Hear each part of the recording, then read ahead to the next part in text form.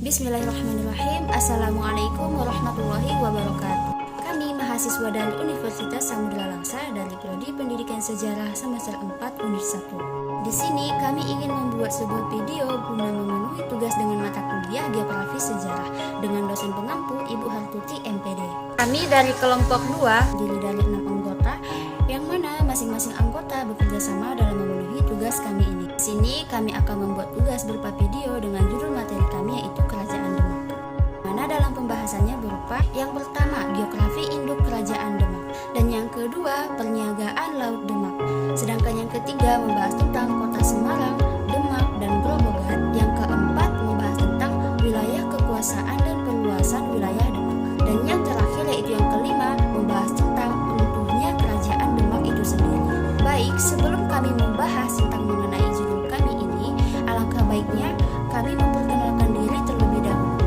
Yang pertama, saya sendiri, perkenalkan nama saya Nurasmidasari Hasibuan. Nama saya Syahrir. Saya Saweni. Saya Medika Tarigan. Saya Sri Karina. Dengan NIM 200404019.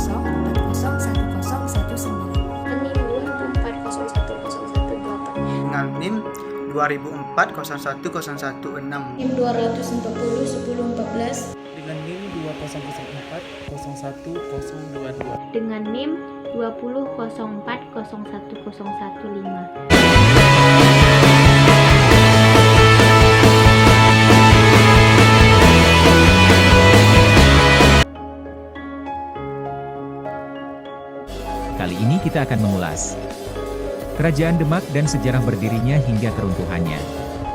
Kesultanan Demak atau Kerajaan Demak adalah kerajaan Islam Jawa yang berdiri pada akhir abad ke-15 di Demak. Demak sebelumnya menjadi kadipaten yang tunduk pada Majapahit yang saat itu sudah mengalami kemunduran untuk beberapa tahun sebelum melepaskan diri pada perempat akhir abad ke-15. Menurut cerita tradisional Jawa, kerajaan ini didirikan oleh Raden Patah, anak Raja Majapahit yang terakhir dan seorang putri raja dari negeri Tiongkok. Setelah runtuhnya Majapahit, Wali Songo menempatkan Raden Patah sebagai pemerintah dan memberinya gelar Panembahan Jimbon. Kesultanan ini memainkan peran penting dalam kejatuhan Majapahit dan penyebaran Islam di Jawa. Sepanjang setengah awal abad ke-16, Demak berada pada puncak kejayaannya di bawah pemerintahan Trenggana. Pada masanya, Demak melakukan banyak penaklukan ke pelabuhan-pelabuhan utama di Pulau Jawa hingga ke pedalaman yang mungkin belum tersentuh oleh Islam. Selain itu, Kesultanan Demak mempunyai kekuasaan di pesisir selatan Kalimantan, Palembang dan Jambi. Kesultanan Palembang yang berdiri setelah keruntuhan Demak pun menisbatkan diri sebagai penerus Kesultanan Demak. Salah satu pelabuhan yang ditaklukkan Demak adalah Sunda Kelapa, yang pada waktu itu berada dalam kekuasaan Kerajaan Sunda. Hubungan aliansinya dengan Imperium Portugis sejak tahun 1511 Masehi menjadi ancaman bagi Demak. Pada tahun 1527, pasukan dari Demak dan Cirebon yang dipimpin oleh Fatahillah melancarkan serangan ke Sunda Kelapa. Serangan itu sukses sehingga Portugis dikalahkan dan Sunda mundur ke pedalaman. Fatahillah kemudian mengganti nama pelabuhan tersebut menjadi Jayakarta. Kesultanan Demak tidak berumur panjang dan segera mengalami kemunduran ketika Trenggana terbunuh dalam perang melawan Panarukan pada tahun 1546 Masehi. Sunan Prawoto kemudian naik tahta menggantikannya, tetapi dibunuh pada tahun 1547 Masehi oleh suruhan Arya Panangsang, Adipati Jipang, yang ingin menjadi Raja Demak. Perang perebutan tahta segera terjadi dan berakhir dengan dibunuhnya Arya Penangsang oleh Joko Tingkir, Adipati Pajang saat itu, sebagai hukuman. Joko Tingkir kemudian memindahkan kekuasaan Demak ke Pajang, di mana ia mendirikan kerajaan baru di tempatnya yang bernama Kesultanan Pajang. Sejarah asal-usul nama Demak. Demak bermula dari pemukiman yang bernama Bintoro. Pemukiman ini aslinya adalah hutan yang dibuka oleh Raden Patah setelah ia berguru pada Sunan Ampel dan menjadi menantunya. Di hutan tersebut, terdapat rumput gelagah yang baunya wangi. Karena itu, tempat tersebut juga dikenal dengan nama Gelagah Wangi. Ada beberapa usul mengenai asal-usul nama Demak. Menurut Korbat Jeraka, namanya berasal dari bahasa Jawa yaitu Delemak yang berarti rawa. Menurut Hamka, namanya berasal dari bahasa Arab yaitu Dimak yang berarti mata air. atau air mata.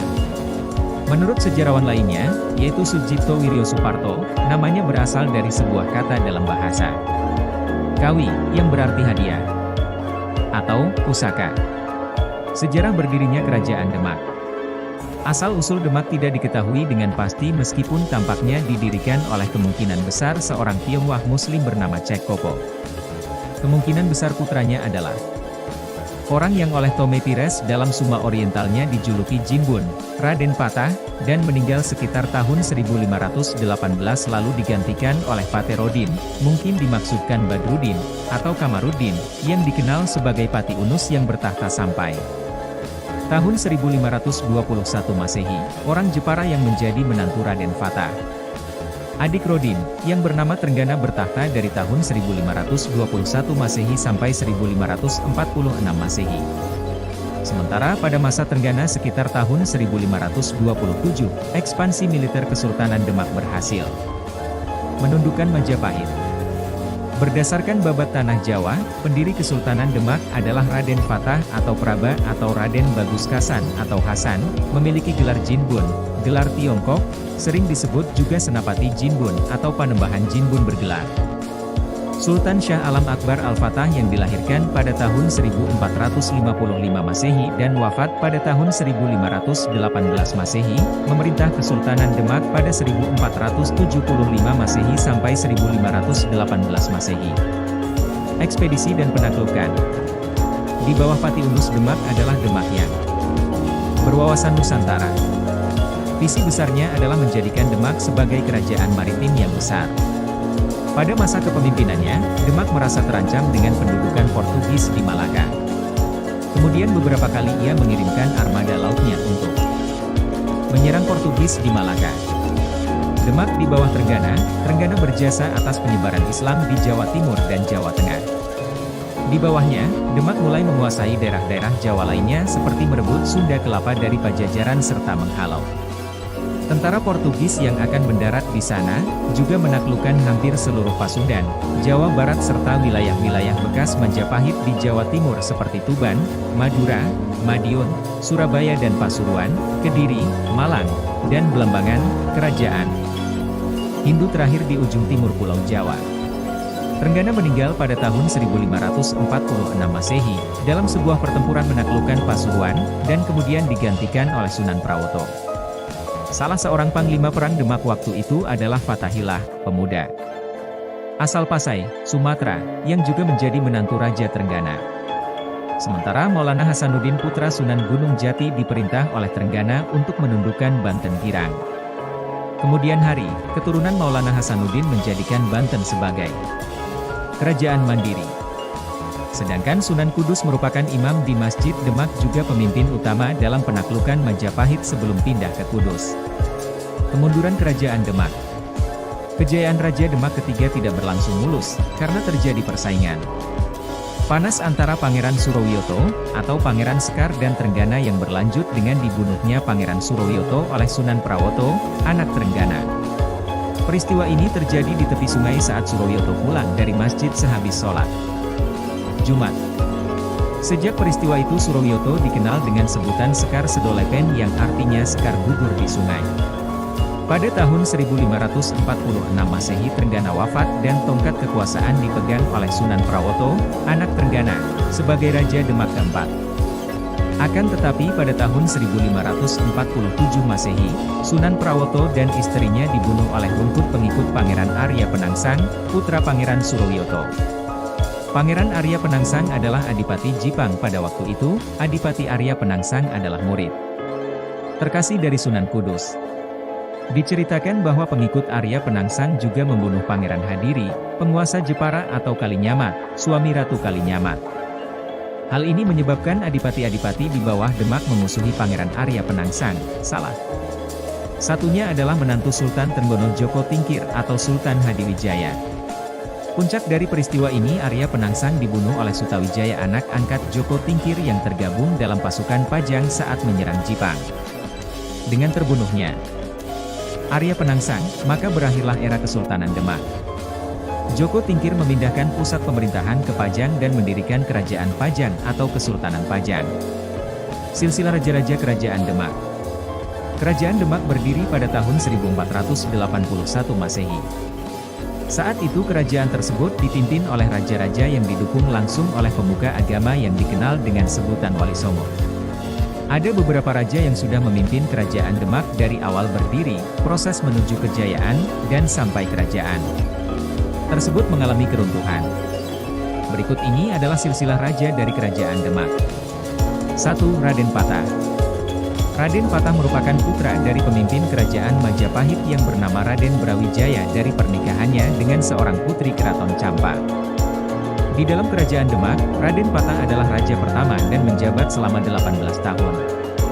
Mulai dari tahun 1500 Masehi sampai 1518 Masehi. Selama ia berkuasa di kerajaan Demak, banyak hal yang sudah ia bangun. Mulai dari rumah peribadatan termasuk Masjid Agung Demak yang sampai sekarang masih berdiri dengan kokoh di pusat kota Demak. 2. Pati Unus.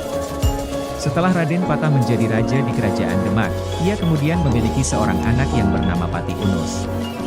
Di mana anak dari Raden Patah ini kemudian naik tahta setelah masa kekuasaan sang ayah sudah berakhir pada tahun 1518. Akan tetapi, Pati Unus hanya berkuasa selama 3 tahun saja. Lalu, Pati Unus diberi gelar dengan sebutan Pangeran Sabranglor. Hal itu terjadi berkat perlawanannya kepada Portugis dalam usahanya merebut Malaka. Namun sayangnya, Pati Unus gugur dalam usahanya untuk menyerbu Portugis yang kedua kalinya ke Malaka pada tahun 1521 Masehi. 3. Sultan Trenggana. Sultan Trenggana menjadi salah satu raja dalam silsilah kerajaan Demak yang dikenal karena pertempurannya dalam merebut Sunda Kelapa dari tangan penjajah Portugis yang ada di bawah pimpinan Fathahillah. Di masa kekuasaan Sultan Trenggana, kerajaan besar yang ada di Jawa seperti halnya Kerajaan Madura, Blambangan, Mataram, dan Pajang berhasil dikuasai oleh kerajaan Demak. Kemudian, pemerintahan Sultan Trenggana berakhir setelah ia wafat ketika peperangan yang terjadi di Pasuruan tahun 1546 Masehi. 4. Sunan Prawoto. Setelah Raja Pati Unus turun tahta, mulai timbul pergolakan di dalam kerajaan Demak. Sebab, tidak ada lagi keturunan yang berasal langsung dari permaisuri yang menjadi pemimpin sebelumnya. Oleh karena itu, Sultan Trenggana menjadi raja setelah lengsernya Pati Unus.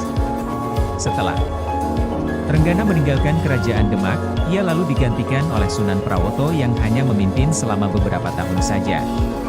Sebab, ia lebih tertarik untuk mendalami kehidupannya sebagai seorang ulama yang menyebarkan agama Islam ke seluruh penjuru Jawa. 5. Arya Penangsang. Dalam sejarahnya, tercatat bahwa Sunan Prawoto meninggal dunia karena dibunuh oleh orang suruhan Arya Penangsang yang ingin mengambil alih kekuasaan di kerajaan Demak. Oleh sebab itu, Arya Penangsangan kemudian menjadi raja dari kerajaan Demak selanjutnya dan memindahkan pemerintahan yang ada di dalamnya ke Jipang. Setelah itu, berbagai konflik mulai muncul. Terlebih setelah adanya pemindahan kerajaan Demak ke Pajang pada tahun 1580. Nah, selanjutnya kita masuk ke pembahasan perairan Laut Demak. Kerajaan Demak yang secara geografisnya terletak di Jawa Tengah, dengan pusat pemerintahannya di daerah Bintaro, di muara sungai yang dikelilingi oleh rawa yang luas, dan perairan Laut Muria. Letak Demak yang tidak terlalu jauh dari pantai, menjadikan kota ini banyak dikunjungi oleh para pedagang. Pusat pemerintahan kerajaan ini di antara Bergola dan Jepara, yang mana daerah ini merupakan sebuah pelabuhan yang sangat penting pada masa kerajaan Mataram.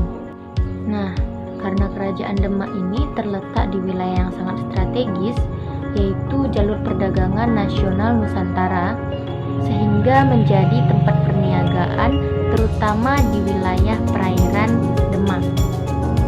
Hal inilah yang membuat kerajaan Demak ini semakin berkembang menjadi wilayah atau kerajaan maritim.